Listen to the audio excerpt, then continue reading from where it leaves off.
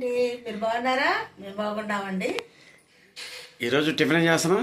ఈరోజు టిఫిన్ జొన్న పిండితోటి దోశ. ఏం వేస్తున్నాం అందులో? జొన్న పిండి దోశలోకి ఉల్లిపాయలు, పచ్చిమిర్చి, పుదీనాకు, కరివేపాకు, కొత్తిమీర, జీలకర్ర ఇవన్నీ వేసుకుంటే చాలా బాగుంటుంది. ఇవన్నీ కలిపి వేస్తే చాలా టేస్ట్గా ఉంటుందండి. మీరు కూడా ట్రై చేయండి. జొన్న పిండితో కలిపితే షుగర్ వాళ్ళకి కానీ అందరికీ మంచిదని ఇప్పుడు చాలా బాగా వాడుతున్నారు కదా. జొన్న పిండి అంటే రవ్వ జొన్న పిండితోనే ఓన్లీ దోశ చేస్తున్నారు చూడండి.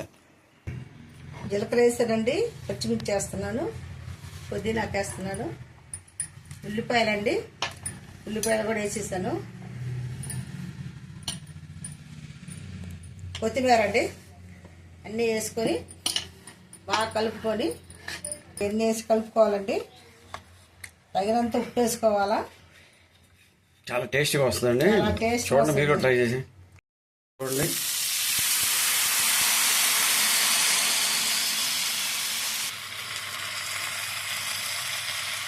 చాలా చక్కగా వచ్చింది దోశ. జొన్న పిండితోటి 2 గ్లాసులు నీళ్లు, 1 గ్లాసు జొన్న పిండికి 2 గ్లాసులు నీళ్ళు వేసి కొంచెం 10 నిమిషాలు కలుపుకోవాలండి. కలుపుకున్న తర్వాత అన్నీ వేసుకోవాలండి.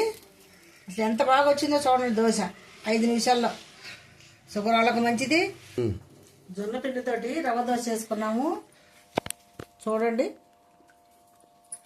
కొబ్బరి చెట్టులో ముంచుకొని తింటున్నాను.